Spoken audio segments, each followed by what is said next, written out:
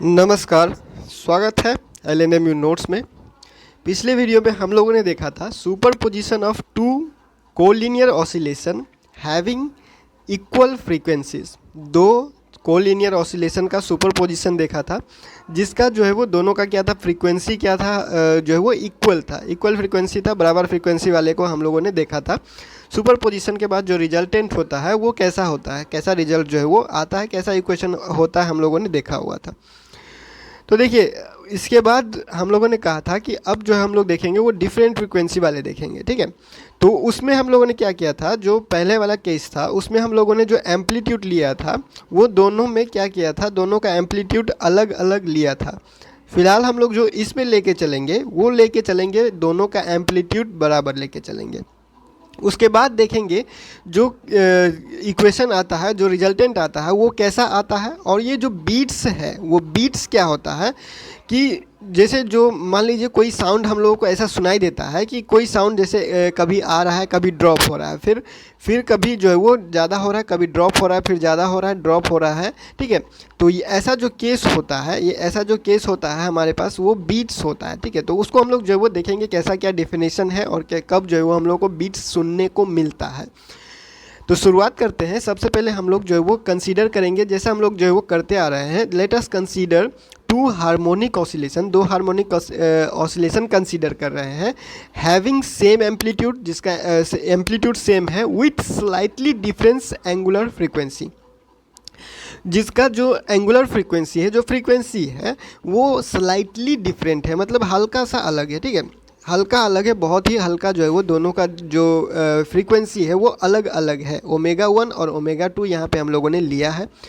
Travelling simultaneously, एक साथ travel कर रहा है इन द मीडियम, मीडियम में एक साथ क्या कर रहा है, ट्रैवल कर रहा है। तो अगर x1 जो है वो डिस्प्लेसमेंट है पहला का और दूसरा का जो है वो x2 डिस्प्लेसमेंट है, तो जो इक्वेशन होगा ऑसिलेशन का वो हम लोग लिख कैसे सकते हैं, ऐसे लिख सकते हैं equation, x1 is equal to a sine omega 1t plus phi 1, x2 is equal to a sine omega 2t plus phi 2। तो यहाँ पे हम लोग देख सकते हैं जैसा कि इक्वेशन हम लोगों ने लिखा, ये जो एम्पलीट्यूड है दोनों में a है, हम लोग मतलब कि एम्पलीट्यूड हम लोग जो है वो बराबर लेके चल रहे हैं। ओमेगा 1 ओमेगा 2 यानी कि दोनों का जो है वो फ्रीक्वेंसी अलग अलग लेके चल रहे हैं। सिंप्लिसिटी के लिए इक्वेशन को आगे बढ़ाते हैं, तो जो सिंप्लिसिटी के लिए जो हम लोग कंसीडर कर रहे हैं, मतलब अज्यूम कर रहे हैं, मान लेते हैं ये दोनों का डिफरेंस जो होगा वो जीरो होगा, यानी कि जो ये जो फेज कांस्टेंट है दोनों का, दो ऑसिलेशन का जो फेज कांस्टेंट है, ये फेज कांस्टेंट क्या है, बराबर है, ठीक है। तो फाई 1 बराबर क्या है, फाई 1 बराबर क्या है, फाई 2 है, यानी कि फाई 1 माइनस फाई 2 क्या है, जीरो हो जाएगा, ठीक है। फाई 1 माइनस फाई 2 क्या हो जाएगा, जीरो हो जाएगा। तो यही चीज़ कंसीडर करेंगे तो ये इक्वेशन जो है वो अब क्या बन जाएगा, ये इसमें से क्या हो जाएगा, फाई हट जाएगा, क्योंकि ये फाई जीरो हो चुका है, तो सिर्फ ये वाला टर्म हम लोग को बचेगा, ठीक है। तो ये वाला टर्म बचेगा, तो इक्वेशन 1 इक्वेशन 2 हम लोगों ने लिख दिया। अब क्या करेंगे, सुपरपोजिशन प्रिंसिपल के हिसाब से जो अकॉर्डिंग उसके जो है वो हम लोगों ने जो देखा था डेफिनेशन के हिसाब से कि जो रिजल्टेंट होता है वो क्या होता है, दो वेव हम लोगों ने लिया है, दोनों का जो है वो क्या होगा, इंडिविजुअल का क्या होगा, सम होगा। तो दोनों को क्या करेंगे, दोनों को प्लस करेंगे, सम यानी प्लस, ठीक है। दोनों को प्लस करेंगे, हमारे पास क्या आ जाएगा, x is equal to x1 plus x2। तो ये क्या है, रिजल्टेंट डिस्प्लेसमेंट, ये पहला का डिस्प्लेसमेंट, ये दूसरा का डिस्प्लेसमेंट। तो हम लोगों ने दोनों का जो वैल्यू है वो डाल दिया। अब क्या किया है, a इसमें भी है, a इसमें भी है, इस a को यहाँ से और यहाँ से क्या कर दिया, कॉमन निकाल दिया गया। उसके बाद यहाँ पे बचा sign omega 1t plus sine omega t2, ठीक है, ओमेगा 2t। तो ये हमारे पास क्या आ जाएगा, ये इक्वेशन आ जाएगा। इसको हम लोगों ने इक्वेशन 3 जो है वो नाम दे दिया। अब क्या करेंगे, इसमें हम लोग फार्मूला लगाएंगे। कौन सा फार्मूला लगाएंगे, ट्रिगोनोमेट्री का एक फार्मूला लगाएंगे, sine a plus sine b, sine a plus sine b। अब इसका जो फार्मूला होगा उसको हम लोग जो है वो इसमें पुट करेंगे, डायरेक्टली फार्मूला पे वैल्यू पुट करेंगे, कुछ नहीं करना है, ठीक है। तो sine a plus sine b जो है वो हम लोगों ने पुट किया, sine a plus sine b बराबर होता है 2 sine a plus b into cos a minus b। इसी को हम लोग जो है वो यूज़ करेंगे। तो 2 साइन इसमें है, तो फॉर्मूला से हम लोगों ने 2 और साइन लिख दिया, और a तो यहाँ पे इस इक्वेशन में था, तो a इक्वेशन जो पहले से था इसमें आ गया। a ओमेगा 1t, ठीक है, और b है ओमेगा 2t, तो a प्लस b आ जाएगा, और b जो है वो 2 जो है वो नीचे जो फार्मूला से है वो आ चुका है। फिर कॉस के लिए भी वैसे ही लिखेंगे, बस यहाँ पे क्या है ए माइनस बी है, यहाँ पे ए प्लस बी था तो प्लस के जगह पे माइनस आ जाएगा, बाकी सारा चीज़ वही रहेगा। अब क्या करें हम लोग इसको अरेंज कर लेते हैं, इस कॉस वाले को इधर रख देंगे, ठीक है, और साइन वाले को इधर रख देंगे, ठीक है, सिंप्लिसिटी के लिए, और कुछ नहीं है। तो ये हम लोग जो कॉस को हम लोग आगे रख दिए और साइन को यहाँ पे रख दिए। तो इसको अगर हम लोग कंपेयर करें, कैसे कंपेयर करेंगे, किससे कंपेयर करेंगे, जो डिस्प्लेसमेंट लिखते हम लोग सिंपल हार्मोनिक मोशन के लिए, सिंपल हार्मोनिक मोशन के लिए जो डिस्प्लेसमेंट लिखते थे वो कैसे लिखते थे, x is two A sine omega T plus phi, ऐसे हम लोग लिखते थे। ये जो हमारे पास इक्वेशन था, तो यहाँ पे अगर हम लोग कंपेयर करें तो फाई अगर यहाँ पे जीरो है, ठीक है, फाई यहाँ पे जीरो है, तो ए साइन ओमेगा टी, ए साइन ओमेगा टी, ठीक है। तो इसको अगर हम लोग कंपेयर करें तो यहाँ पे साइन है, यहाँ पे ओमेगा, और टी यहाँ पे टी है, ठीक है। तो ये ओमेगा 1 प्लस ओमेगा 2 और डिवाइडेड बाई 2, अगर इसको हम लोग ओमेगा रखें, ओमेगा मान ले फिलहाल के लिए, और इंटू टी, तो ये ओमेगा इंटू टी, ठीक है, और ये साइन, तो साइन ओमेगा टी यहाँ पे आ चुका है। और साइन ओमेगा टी के बगल में हमारे पास जो इक्वेशन है, इक्वेशन के हिसाब से साइन ओमेगा टी के बगल में ए होना चाहिए, यानी कि एम्पलीट्यूड होना चाहिए।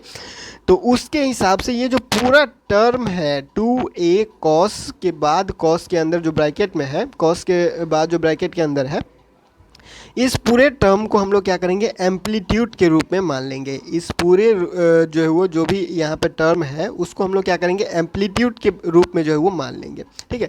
तो हम लोगों ने क्या किया, उस इक्वेशन को लिखा ए साइन, और साइन के बाद जो भी इक्वेशन हमारे पास जो टर्म है लिखा हुआ ब्रैकेट के अंदर, उसको हम लोगों ने वैसे ही लिख दिया। इस इक्वेशन को हम लोगों ने नाम दिया 5। अब इसमें ये जो टर्म है, ठीक है, ये साइन वाला टर्म है और ये जो कॉस वाला टर्म है, तो इसमें जो ये माइनस वाला है ओमेगा 1 माइनस ओमेगा 2 बाई 2, और ये ओमेगा 1 प्लस ओमेगा 2/2, यानी कि यहाँ पे क्या हो रहा है, दो फ्रीक्वेंसी जो है वो माइनस हो रहा है, यहाँ पे दो फ्रीक्वेंसी क्या हो रहा है, प्लस हो रहा है। तो यहाँ पे सिंपली हम लोग ये समझेंगे, दो फ्रीक्वेंसी यहाँ पे जो माइनस हो रहा है, तो एम्पलीट्यूड चेंज तो होगा लेकिन बहुत धीरे धीरे होगा। एम्पलीट्यूड यहाँ पे चेंज तो होगा लेकिन धीरे धीरे होगा। तो ये जो फ्रीक्वेंसी है हमारे पास, ये जो फ्रीक्वेंसी है, इस फ्रीक्वेंसी को हम लोग बोलेंगे मॉड्यूलेटिंग फ्रीक्वेंसी। इस फ्रीक्वेंसी को हम लोग बोलेंगे मॉड्यूलेटिंग फ्रीक्वेंसी, जिसको ओमेगा एम से जो है वो डिनोट करेंगे। मॉड्यूलेटिंग फ्रीक्वेंसी को ओमेगा एम से डिनोट करेंगे। और ये जो होगा ओमेगा 1 प्लस ओमेगा 2/2, ठीक है, माइनस वाले को हम लोगों ने मॉड्यूलेटिंग फ्रीक्वेंसी कहा, और प्लस वाले को हम लोग बोलेंगे एवरेज फ्रीक्वेंसी। प्लस वाले को हम लोग बोलेंगे एवरेज फ्रीक्वेंसी, और इसको डिनोट करेंगे ओमेगा ए से, इसको डिनोट करेंगे ओमेगा ए से। तो यहाँ पे बस ये जो है वो देखते हुए चलना है कि इसमें दो फ्रीक्वेंसी क्या हो रहा है, प्लस हो रहा है, इसमें दो फ्रीक्वेंसी माइनस हो रहा है। तो यहाँ से अगर हम लोग एक आइडिया लगा लें कि इस वाले का जो भी यहाँ पे जो ऑसिलेशन हो रहा है, इससे तो ज़्यादा होगा, इससे हल्का ज़्यादा होगा, जो भी होगा, क्योंकि इसमें सिंपली अगर हम लोग देखें यहाँ पे तो ये निगेटिव हो रहा है, ठीक है, निगेटिव हो रहा है। यहाँ पे जो भी वैल्यू आएगा वो कम आएगा, और यहाँ पे जो वैल्यू आएगा वो इससे ज़्यादा रहेगा, ठीक है। तो इस हिसाब से हम लोग इसको लेके चलेंगे। अब हम लोग क्या करेंगे, सिंपली ये जो ओमेगा है, ठीक है, ये जो ओमेगा है, इसके जगह पे हम लोग क्या करेंगे, फ्रीक्वेंसी, ये जो एंगुलर फ्रीक्वेंसी है, इसको लीनियर फ्रीक्वेंसी के रूप में लिखेंगे। ओमेगा इज इक्वल टू क्या होता है, 2 पाई न्यू। न्यू क्या है, यहाँ पे फ्रीक्वेंसी है हमारे पास, लीनियर फ्रीक्वेंसी बोलिए, क्योंकि डिफ्रेंशिएट करना है हम, नहीं तो दोनों फ्रीक्वेंसी क्या हो जाएगा, बराबर हो जाएगा, बाद में फिर कन्फ्यूजन हो जाएगा। तो ओमेगा को एंगुलर फ्रीक्वेंसी बोल दीजिए, और न्यू को जो है वो क्या बोल दीजिए, लीनियर फ्रीक्वेंसी बोल दीजिए। तो 2 पाई न्यू, या फिर न्यू के जगह पे एन भी लिखते हैं, या फिर जो है वो न्यू के जगह पे एफ भी लिखते हैं, ठीक है। तो हम लोग न्यू लेके चलेंगे, क्योंकि शुरुआती में जब हम लोग टॉपिक स्टार्ट हुआ था, जब हम लोगों ने वेव्स एंड ऑसिलेशन स्टार्ट किया था, तो उस टाइम से हम लोग जो है वो न्यू लेके चल रहे हैं फ्रीक्वेंसी को। Omega is equal to 2 pi nu ही लिख रहे हैं, इसीलिए अभी भी जो है वो 2 पाई न्यू लिखेंगे, ठीक है। तो उसी चीज़ को हम लोग क्या करेंगे, आगे बढ़ाएंगे। उसी चीज़ को हम लोगों ने क्या किया है, बस 2 पाई न्यू 1 आ गया ओमेगा 1 के जगह पे, और ओमेगा 2 के जगह पे 2 पाई न्यू 2 आ गया, डिवाइडेड बाई 2 इंटू टी यहाँ पे पहले से है, जहाँ ओमेगा क्या है 2 पाई न्यू, चाहे न्यू के जगह पे आप एफ लिखिए। ये क्या है, फ्रीक्वेंसी, लीनियर फ्रीक्वेंसी, डिफ्रेंशिएट करने के लिए। अब क्या करेंगे, ये जो 2 पाई है, इस 2 पाई को कॉमन निकाल के यहाँ पे रख दिए, 2 पाई को कॉमन निकाल के रख दिए, यहाँ पे बचा क्या हमारे पास, omega 1 minus omega 2 divided by 2 into T, ठीक है। तो ये जो हमारे पास इक्वेशन आ रहा है, चाहे आप इक्वेशन 4 को लीजिए, चाहे आप इक्वेशन 5 को लीजिए, चाहे आप इक्वेशन 4 को लीजिए, चाहे आप इक्वेशन 5 को लीजिए, इसमें जो एम्पलीट्यूड है, ये एम्पलीट्यूड जो है वो टाइम के साथ क्या कर रहा है, वेरी कर रहा है। एम्पलीट्यूड क्या कर रहा है, टाइम के साथ वेरी कर रहा है। तो ऐसा जो ऑसिलेशन है हम लोग इसको क्या बोलेंगे, पीरियोडिक जो है वो बोल सकते हैं। ऑसिलेशन क्या कर रहे हैं यहाँ पे हम लोग, जो ऑसिलेशन क्या बोल रहे हैं, पीरियोडिक बोल रहे हैं, जिसका फ्रीक्वेंसी क्या है, ये हमारे पास है एवरेज फ्रीक्वेंसी। जिसका फ्रीक्वेंसी क्या है, एवरेज फ्रीक्वेंसी। और एवरेज फ्रीक्वेंसी बराबर इतना हम लोग लिख रहे हैं, ठीक है। और एवरेज फ्रीक्वेंसी को इतना को जो है वो हम लोग ऐसे भी लिख सकते हैं, अगर ये जो है 1/2 अगर कर दें और ω1 + ω2 कर दें तो बात सेम ही है, उतना ही हम लोग लिख सकते हैं, ठीक है। तो ये हमारे पास एवरेज फ्रीक्वेंसी के रूप में है हमारे पास। और जो इक्वेशन है वो कैसा है, ऑसिलेशन है हमारे पास है पीरियोडिक, ठीक है। और जब ये ω1, ठीक है, ये जो ω1 और ω2 का वैल्यू जब नियरली बराबर होगा, नियरली बराबर दोनों का जो डिफरेंस होगा, लगभग ख़त्म डिफरेंस मान के चलिए कि मतलब कि दोनों का जो वैल्यू है, लगभग दोनों का जो वैल्यू है वो बराबर होगा, तो उस केस में हम लोग ऑलमोस्ट लगभग, अभी तो हम लोगों ने क्या कहा, पीरियोडिक कहा। और पीरियोडिक कहने के बाद हम लोग हार्मोनिक भी कह सकते हैं कि हार्मोनिक ऑसिलेशन है। कब कहेंगे, जब ये ω1 का वैल्यू ω2 से क्या होगा, लगभग बराबर होगा, तो लगभग ही हार्मोनिक रहेगा, ठीक है। लगभग बराबर रहेगा तो लगभग ऑलमोस्ट हार्मोनिक ऑसिलेशन रहेगा, ठीक है, ऑलमोस्ट हार्मोनिक ऑसिलेशन, ठीक है।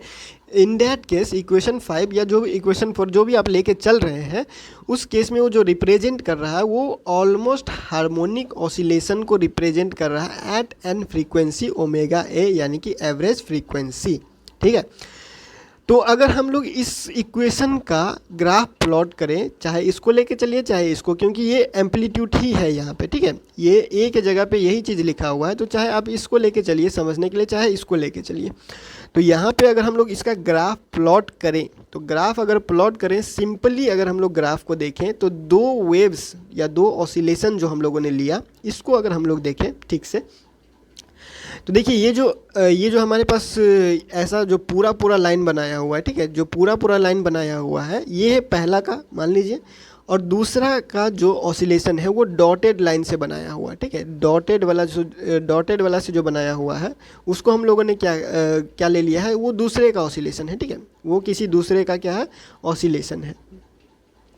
तो अगर हम लोग इसका जो है वो कलर चेंज करके वो करते हैं, डिफ्रेंशिएट कर देते हैं, ठीक है, कलर चेंज करके अगर हम लोग डिफ्रेंशिएट कर दें तो ये मान लीजिए क्या है, ये क्या है, दूसरे का है, ठीक है, ये हमारे पास है दूसरे का। तो यहाँ पे अगर हम लोग ठीक से देखें तो ये जो है, जो फुल लेंथ वाला है, फुल लाइन जो बनाया हुआ है, वो क्या है हमारे पास, इसका जो फ्रीक्वेंसी है उसके लगभग में इसका फ्रीक्वेंसी है, उसके लगभग में इसका फ्रीक्वेंसी है, ठीक है। दोनों का फ्रीक्वेंसी क्या है, लगभग बराबर है, यानी कि हल्का सा अलग है, जैसा कि हम लोग लेके चल रहे हैं, ठीक है।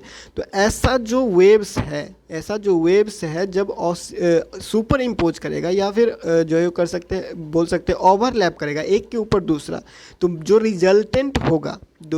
रिजल्टेंट होगा वो हमें कुछ ऐसा मिलेगा, जहाँ पे जो इक्वेशन हम लोगों ने लिखा था, ठीक है, जो रिजल्टेंट डिस्प्लेसमेंट के लिए या जो रिजल्टेंट ऑसिलेशन का जो मोशन का इक्वेशन लिखा हुआ था उसके हिसाब से, तो ये जो अंदर वाला फ्रीक्वेंसी है, ये क्या, देखिए ये तुरंत क्या हो रहा है, ऑसिलेट हो रहा है, ये थोड़ा जो है वो फास्ट ऑसिलेट हो रहा है, ठीक है।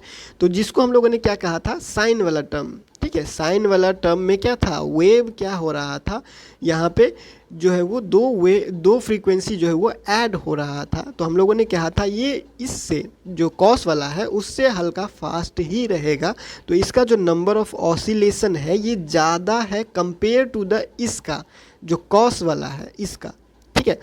तो ये एक एनवलप बना देता है, इसको हम लोग बोल सकते हैं आउटर एनवलप, इसको हम लोग क्या बोल सकते हैं, आउटर एनवलप, ये एक एनवलप बना देता है, ठीक है।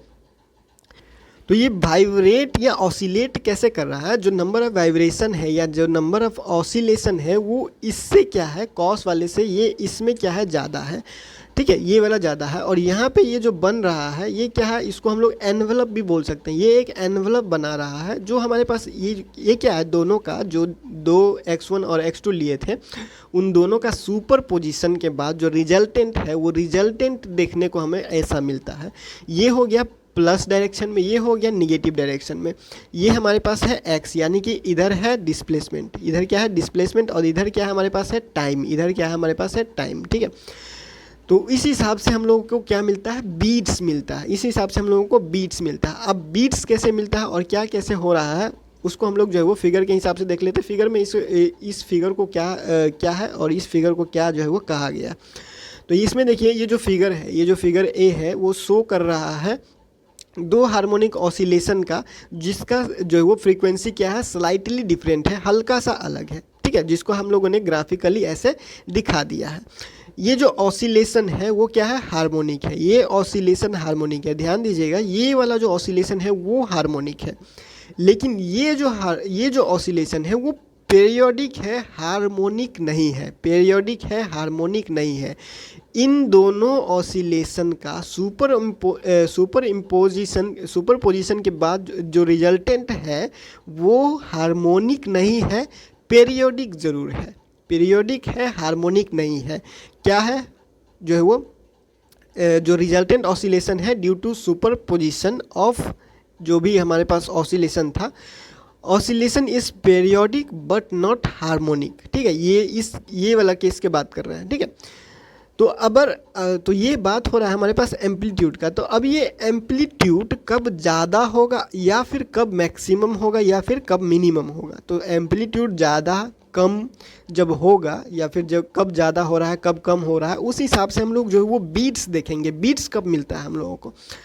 तो एम्पलीट्यूड ज़्यादा और जो है वो कम होने का जो क्राइटेरिया है वो डिपेंड कर रहा है किस पे, इस इक्वेशन पे डिपेंड करेगा, क्योंकि ये एम्पलीट्यूड बराबर हम लोगों ने ये लिखा है a is equal to 2a cos under bracket क्या है 2 पाई, दो फ्रीक्वेंसी का डिफरेंस यानी जो है वो क्या है न्यू1 माइनस न्यू2 divided by 2 into T.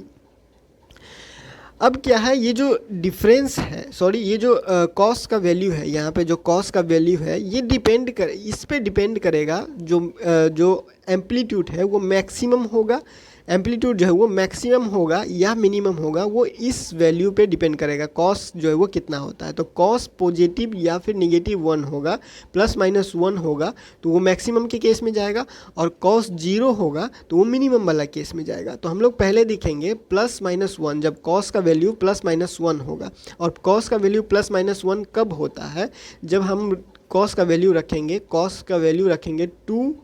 n pi, n की जगह पे 0 1 2 3 कुछ भी आप जो है वो रख सकते हैं, ठीक है।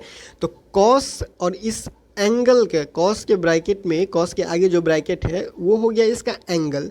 तो यानी कॉस का वैल्यू प्लस माइनस 1 कब होगा, जब इस एंगल का वैल्यू जो है वो हम लोगों ने कॉस प्लस माइनस 1 यानी कि उस वैल्यू का प्लस माइनस 1 जब होगा, यानी कि अगर हम लोग इसको लिख रहे हैं n पाई, ठीक है, अगर हम लोग इसको n पाई लिखेंगे वैल्यू का, तो n के जगह पे अगर हम लोग 0 रखें, n की जगह पे एक बार क्या कर दिए 0 रख के देखिए, ठीक है। तो 0 रख के देखिए यानी कि पाई होता है हमारे पास, ठीक है, सॉरी 0 हो गया, तो cos 0 हमारे पास क्या होता है 1 होता है, cos 0 हमारे पास 1 होता है, ठीक है, यहाँ पे मैक्सिमम वैल्यू 1 दे रहा है। फिर अगर हम लोग 1 रखेंगे तो 1 पाई यानी पाई हो जाएगा, तो cos पाई हमारे पास निगेटिव 1 हो जाएगा, ठीक है। फिर सेम उसी तरह अगर हम लोग जो है वो n की जगह पे 2 रखें यानी कि 2 पाई, तो 2 पाई हो जाएगा प्लस 1, ठीक है। तो निगेटिव 1 पॉजिटिव 1 निगेटिव 1 ऐसे करके जो है वो हम लोगों को जो है वो इसका वैल्यू क्या हो रहा है, वेरी कर रहा है, यानी मैक्सिमम में कभी प्लस 1 फिर मैक्सिमम में कभी माइनस 1, ठीक है। प्लस 1 यानी कि ये जो क्रस्ट वाला पार्ट है, माइनस 1 यानी कि जो है वो ये तरफ वाला पार्ट है, जो नीचे वाला पार्ट होता है, ठीक है। तो प्लस 1 यानी कि ये वाला पार्ट, माइनस 1 यानी कि ये वाला पार्ट, ठीक है। तो प्लस 1 यानी पॉजिटिव वाला ये, और जो इसका वैल्यू मैक्सिमम होगा यानी कि ये नीचे में मैक्सिमम और ये ऊपर में मैक्सिमम, ऐसे समझिए, ठीक है। तो इस हिसाब से हम लोगों ने क्या किया, इसको लिख दिया n पाई, ठीक है। इस वैल्यू के बराबर कॉस का जो जिसका वैल्यू हम लोग पुट करके प्लस 1 माइनस 1 कर सकते हैं वो है हमारे पास n पाई, ठीक है। तो n के जगह पे वैल्यू हम लोग जो है वो चेंज कर सकते हैं 0 से, ठीक है, 0 1 2 3 करके। तो ये हमारे पास इतना आ गया इस चीज़ का वैल्यू, ठीक है, इस चीज़ के बराबर n पाई आ गया। तो यहाँ से हम लोग जो है वो t निकाल सकते हैं, ठीक है, इससे हम लोग क्या कर सकते हैं, t निकाल सकते हैं। तो सिंपली t निकालेंगे कैसे, 2 से जो है वो 2 कैंसिल करेंगे, पाई से जो है वो पाई कैंसिल करेंगे, 2 से क्या करेंगे 2 कैंसिल हो जाएगा और पाई से यहाँ पे पाई कैंसिल हो जाएगा, ठीक है। तो 2 से 2 कैंसिल, पाई से पाई कैंसिल, तो ये डिफरेंस बचा इंटू टी बचा। तो टी का वैल्यू निकालना है तो टी यहीं पे रहेगा और ये डिफरेंस अगर नीचे चला जाए तो n by nu 1 minus nu 2, T is equal to ये निकल गया। तो टी इज इक्वल टू निकल गया n by nu 1 minus nu 2। अब क्या करेंगे, सिंपली हम लोग जो है वो चेक करेंगे मैक्सिमा के लिए जो भी हमारे पास वैल्यू है, ठीक है, कभी 1 कभी जो है वो 0 रखेंगे। तो n के जगह पे अगर हम लोग जो है वो क्या करेंगे 1 रखेंगे, तो n के जगह पे सबसे पहले हम लोग क्या करेंगे 0 रखेंगे। तो n के जगह पे 0 रखेंगे तो t 0 हो जाएगा, n के जगह पे 0 रखेंगे तो t 0 हो जाएगा। अब n के जगह पे 1 रखेंगे, n के जगह पे 1 रखेंगे तो t1 बराबर क्या हो जाएगा, n के जगह पे 1 रख दिए तो 1 बाई और न्यू 1 माइनस न्यू 2 हो जाएगा। फिर n के जगह पे 2 रखेंगे तो 2 बाई न्यू 1 माइनस न्यू 2 हो जाएगा, ठीक है। तो ये जो t1 इज इक्वल टू 0 हुआ था, ये t इज इक्वल टू जो 0 हुआ था, sorry n is equal to 0 पे t इज इक्वल टू जो 0 हुआ, ये है फर्स्ट मैक्सिमा। फिर 1 वाला जो है वो सेकेंड मैक्सिमा, फिर 2 वाला जो है वो थर्ड मैक्सिमा, ठीक है। इसको यहाँ पे लिख दिया गया, बस इसको याद रखने का ज़रूरत नहीं है। अगर आप इसको अगर रखें, बस इस चीज़ को अगर हम लोग जो है वो अपने दिमाग में रखें तो n के जगह पे जो भी वैल्यू है 0 फिर 1 फिर 2 जो है वो पुट करके इसको निकाल सकते हैं। तो जो 0 वाला है वो है फर्स्ट मैक्सिमा, 1 वाला जो है वो सेकेंड मैक्सिमा, 2 वाला जो है वो थर्ड मैक्सिमा। इसी तरह अगर हम लोग टाइम इंटरवल निकालें तो टाइम इंटरवल कैसे निकालते हैं, ठीक है। तो दो हमारे पास टाइम है, ये t1 है ये t2 है, तो t2 माइनस t1 करेंगे तो हमारे पास जो टाइम इंटरवल है वो निकलेगा, ठीक है। या फिर आगे बढ़ते हैं तो t3 माइनस t2 करेंगे तभी भी हम लोगों के पास उतना ही निकलेगा।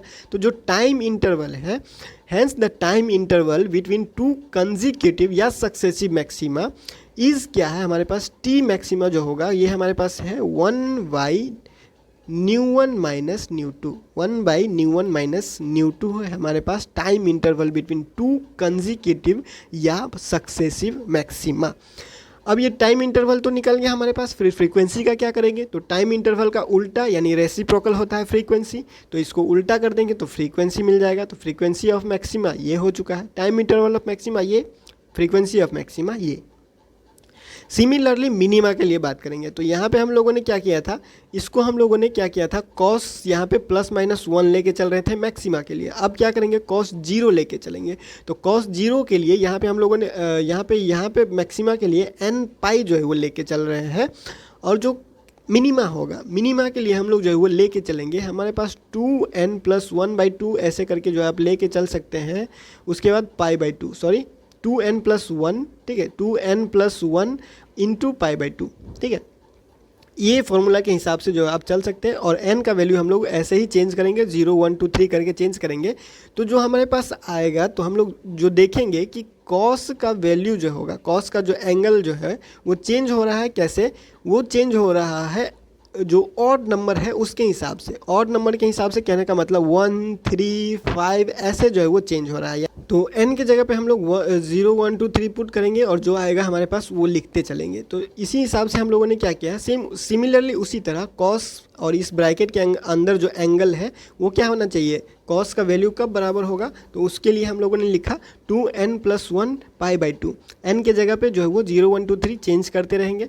तो अब हम लोगों ने क्या किया, t का वैल्यू यहाँ से लिख लिया, t का वैल्यू यहाँ से लिखेंगे। सेम उसी तरह, ठीक उसी तरह π/2 यहाँ पे है, π/2 यहाँ पे है, π/2 से π/2 अगर हम लोग कैंसिल कर दें तो हमारे पास बचेगा 2 इंटू ये जो डिफरेंस है वो, उसके बाद यहाँ पे इस साइड बचेगा 2n प्लस 1, ठीक है। तो 2n प्लस 1 बचे और इस साइड में जो बचा उसको हम लोग जो है वो इस साइड लेके आइए, 2 इंटू जो डिफरेंस है फ्रीक्वेंसी का न्यू 1 माइनस न्यू 2 उसको लिख दिए। अब क्या करेंगे, सिंपली t का वैल्यू निकालने के लिए, टाइम निकालने के लिए हम लोग क्या करेंगे, n का वैल्यू चेंज करेंगे 0 1 2 3 करके। तो अगर हम लोग यहाँ पे n का वैल्यू 0 पुट करें तो ये हो जाएगा 1 डिवाइडेड बाई इतना। फिर अगर हम लोग n के जगह पे 1 पुट करें तो 2 plus 1 is equal to 3 divided by इतना हो जाएगा, ठीक है।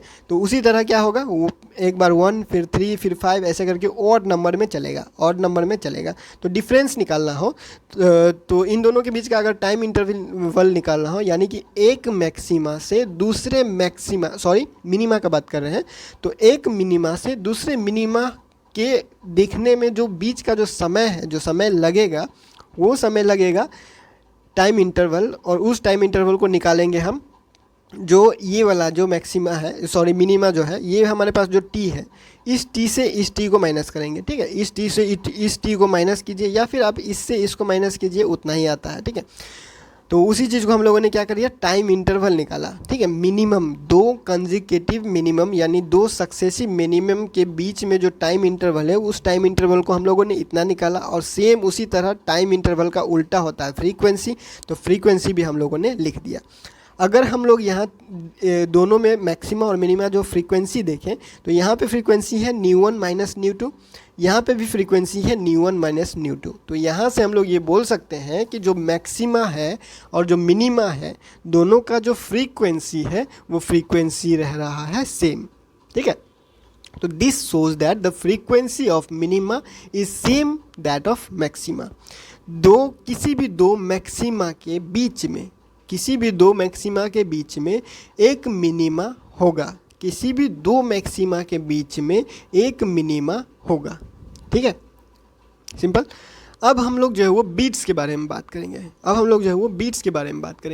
तो बीट्स क्या होता है, सिंपली अगर डेफिनेशन देखें तो बीट्स के बारे में बात करें तो बीट्स क्या होगा, बीट्स होगा हमारे पास, कभी क्या होता है, ऐसा होता है कभी कभी हम लोगों को कि साउंड जैसे बीट्स होता है ना, गाने वाने अगर हम लोग सुनते हैं तो उसमें क्या होता है, बीट्स जो है वो ड्रॉप होता है, ऐसे होता है ना, फिर जो है वो क्या होता है, आगे बढ़ता है, फिर जो है वो ड्रॉप होता है। कोई दो साउंड का जो वेव है, उसका जो रिजल्टेंट हम लोगों को सुनाई देता है, वो कुछ ऐसा सुनाई देता है, फिर ड्रॉप होता है, फिर कुछ ऐसा सुनाई देता है, ठीक है।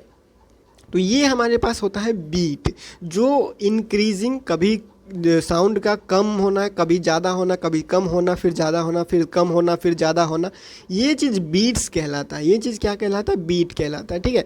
और इसी चीज़ को जो है वो बहुत सारे इंस्ट्रूमेंट में, म्यूजिक इंस्ट्रूमेंट में, या फिर जो है वो सिग्नल ट्रांसफॉर्मेशन के लिए इस चीज़ को लिए भी यूज़ किया जाता है। तो अगर हम लोग इसको यहाँ पे जो डेफिनेशन है, इसको अगर हम लोग देखें तो the periodic variation of the amplitude of the motion resulting from the superposition of SHM of slightly different frequency is known as the phenomenon of beats।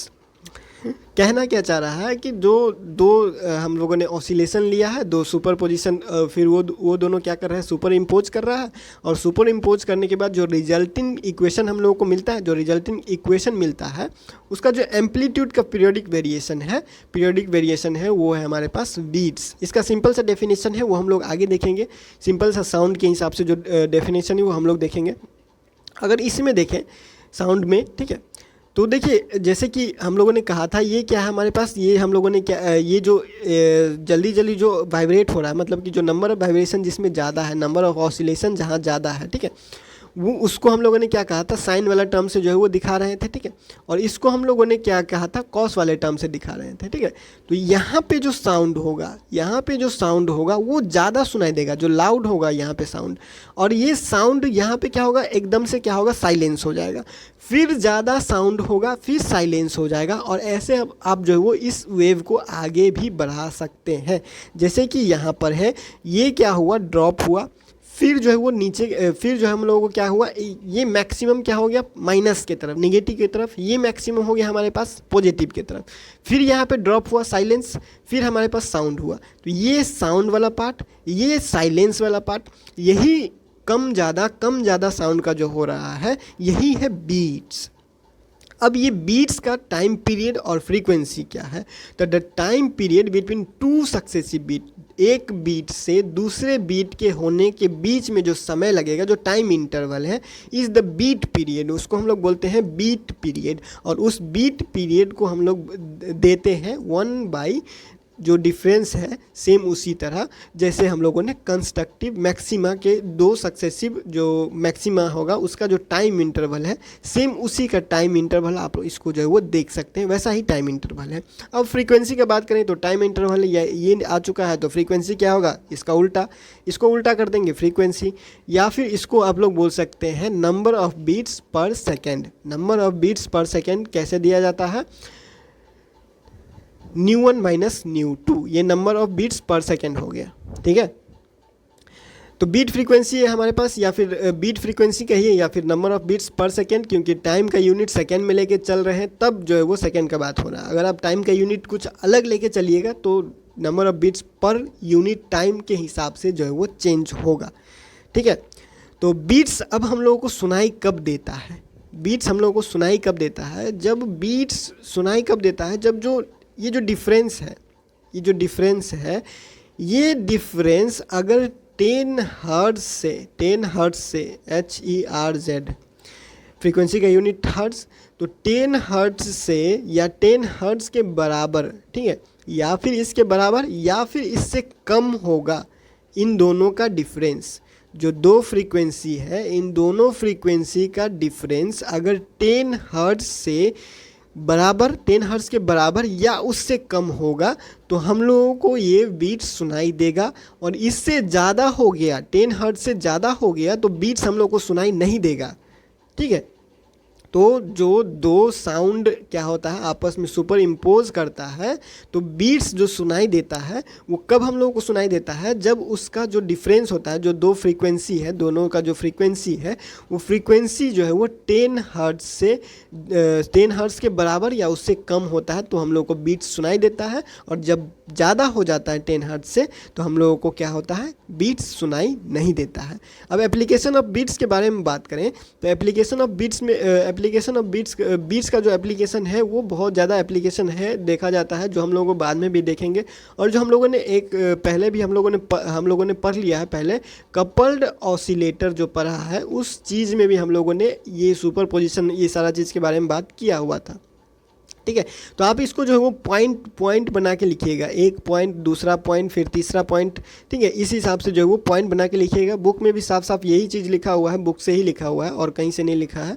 तो इसको जो है वो आप पॉइंट बना के लिख दिएगा, ऐसे नहीं लिखिएगा पैराग्राफ टाइप, पॉइंट बना के आप एप्लीकेशन ऑफ बीट्स अगर पूछा जाए तो पॉइंट के हिसाब से लिखिएगा। The beat can be use to determine the small difference between frequency of two source of sound.